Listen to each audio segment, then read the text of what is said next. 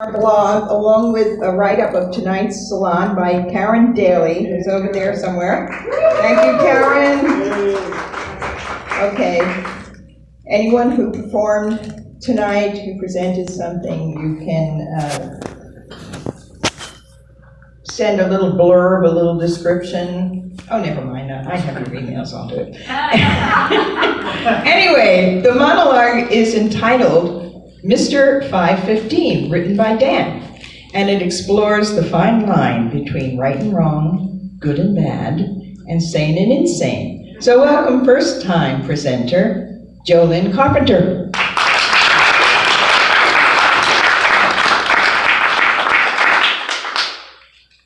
About 9 months ago, it was suggested, strongly, that I return to psychotherapy. Okay. No problem. Since the sessions began, I maintained the Wednesday at 6 p.m. appointment spot. That spot is mine. Yeah, sometimes during weeks there'd be a need for more than one session, but the 6 p.m. slot every Wednesday is the constant. The rub of my having a steady appointment is that the patient that has the 515, that's the appointment right before mine, has also been the same person for these past 9 months. This means that every Wednesday when the appointment door opens and I'm in the waiting room, me and Mr. 515 have to cross paths. I'm entering the office as he's leaving. Me and Mr. 515 have this unspoken agreement not to make eye contact during the exchange. Still, curiosity forces us both to steal a glance at the other. As we walk past, I do my best to raise my shoulders, suck in my stomach, and maintain a sane and healthy posture. Mr. 515 makes a few temporary adjustments as well, and we both try our hardest not to appear too mentally unstable in front of each other. Every Wednesday at 6, the office door opens, and Sheila Miller, PSYD, says goodbye to him before saying, "Come on in, Cindy." And that's something that really gets under my skin. How come Mr. 515 gets to know my name, but I don't get to know his? After a few months of that bullshit, I finally got the nerve to call Sheila Miller, PSYD, out on this. I suggest that instead of using my real name, we come up with an alias for me that we could use when it's time for me to enter the office. I came in with a list of possible fake names. I preferred Phoebe. However, Sheila Miller, PSYD, thought the better solution was for her to just not say my name, rather than going with my personally good, pretty good alias suggestion. Whatever. Oh, then I presented my case on why Mr. 515 gets to know my name, but I don't get to know his. Sheila Miller shot that idea down as well. She said that this was unethical, and she felt uncomfortable presenting the names of her other clients to me. I pointed out how she seemed to be pretty comfortable outing me as her other clients, and that morals and ethics only seemed to be an issue once it came time to level the playing field. Sheila Miller, PSYD, then did that thing she does. And she asked me if I was creating growth controversies or blocking growth in our work together. She questioned if perhaps my creating these controversies was my way of putting a blockage in our work together. She does this every time I catch her working against me. She pulls the same nonsense whenever I complain about the brothel that operates across the street from the G train station by her office. This illicit operation goes by the name New Age Wellness Spa. However, any fool can see that the only wellness going on at this location is allowing married men to come in and cheat on their wives by indulging in illegal, not to mention immoral, sex acts. Sheila Miller, PSYD, said I have no proof that this is a whorehouse. Yes, she's of no help for this. I was determined to prove to Sheila Miller that there was wrongdoing going on in this location. Then, one day, all the proof I needed fell right in my lap. It was just another Wednesday evening, and that evening I am heading towards the G train station after a session. I walk past the New Age Wellness Spa, and guess who I see coming out? Mr. 515. Okay, and get this. As he's turning out the whorehouse doorway, he sees me approaching right up the block. This time I'm looking right at him with my best, let's see you explain your way out of this one stare. But you better, you wouldn't believe this. Mr. 515, he doesn't even acknowledge me. He walks by me like there's absolutely nothing wrong. But you better believe that I march my way right back to the office of one Sheila Miller, PSYD. I can't wait to see her face when I tell her what Mr. 515, Mr. Wonderful, whose name we dare not speak, is doing with his evenings. As I approach the office, I see her exiting the building. Now, I come up and I lay it all out there in graphic detail. But she could care less. She said that by keeping tabs on her other clients, I'm putting her in a very awkward spot. Again, she completely takes his side. That's the thanks I get. I bring to her attention that I'm, with absolute certainty, I'm at least 90%, or at least 80 to 90% sure that one of her clients is a certified sex offender. And she says it's all fine and dandy. So, tell me, now be honest, is it me? Sheila Miller, PSYD, said I wouldn't be experiencing so many negative thoughts or paranoid episodes if I just went back on my medication.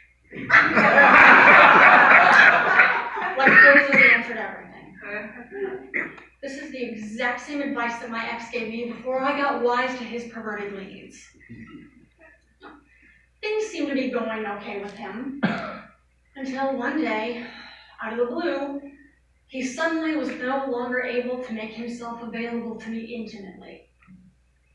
He's uncomfortable making love to me while my symptoms are going untreated.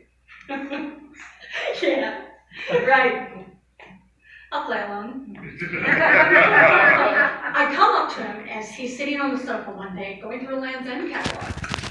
I take a peek, and I can see that he's checking out the women's feet in the shoe section. He quickly turns the page when he sees that I've busted him. I don't confront him. Not yet. But then he got sloppy. Twice more, I see that catalog left open to the exact same page. The first time, I found it in his briefcase during a routine search of his personal belongings. The second time, I found it in the drawer of his nightstand by our bed. It was around the holidays, so that evening we were setting up the Christmas tree and just getting all into the holiday spirit.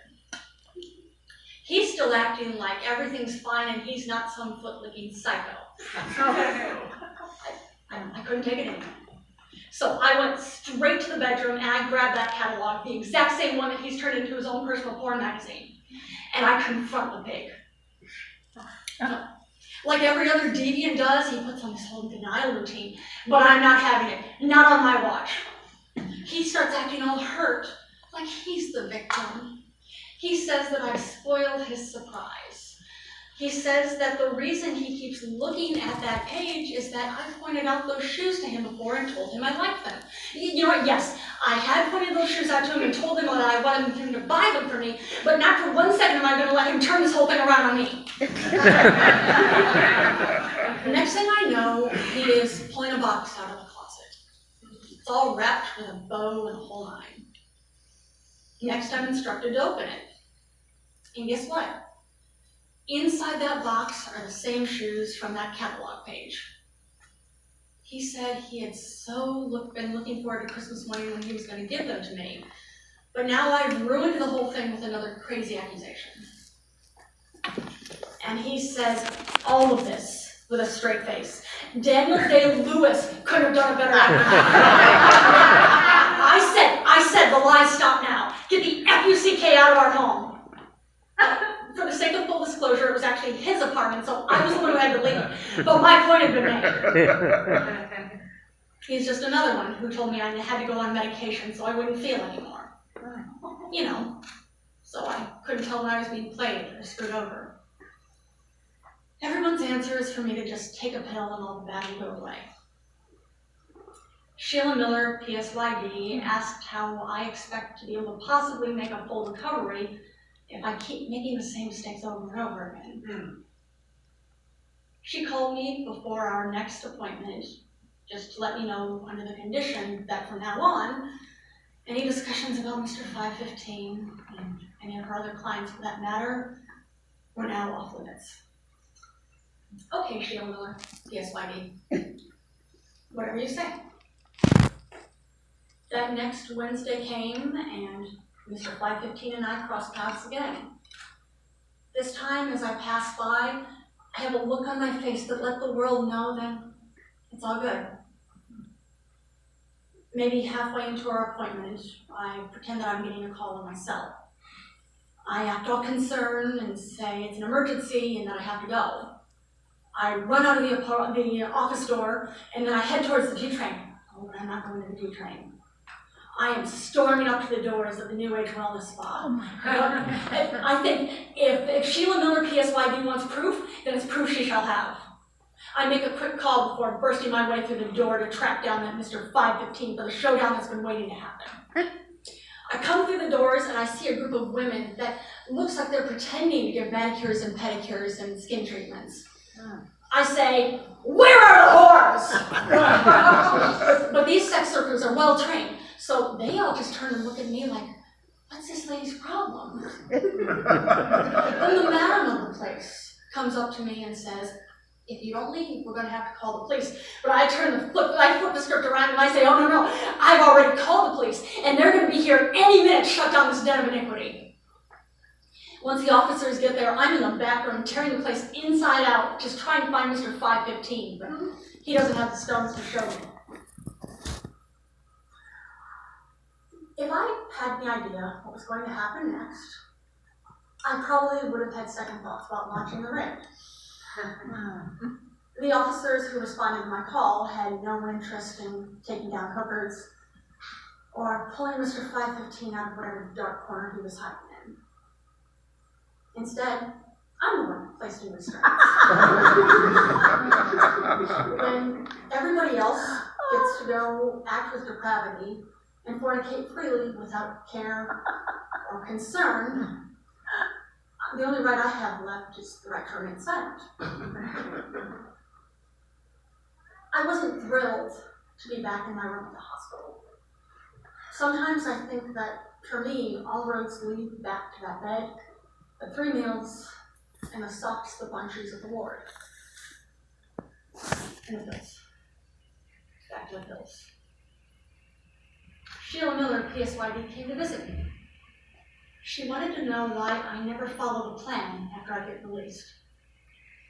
She wanted to know why I continue to choose to not get better. I asked why I'm the one who has to get better, when every time I leave the world, it gets worse.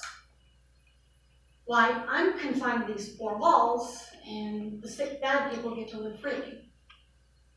No pills, no soft slip-on shoes for the hookers, the men who degrade women, or for the boys who hold back their love and say it's all my fault.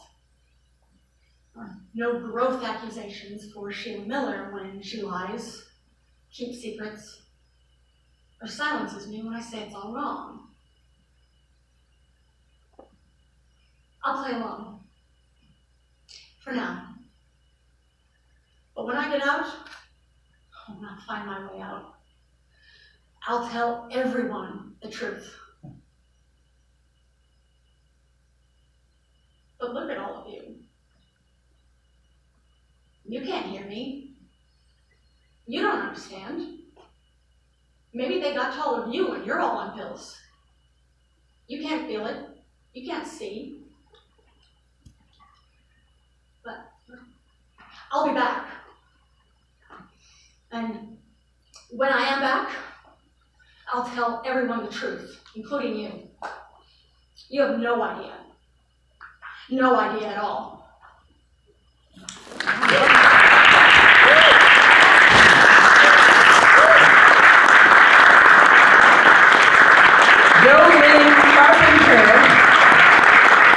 Wonderful job. And the authors, Dan Brown, over there. Okay. Here's Maeve and company. What? Maeve and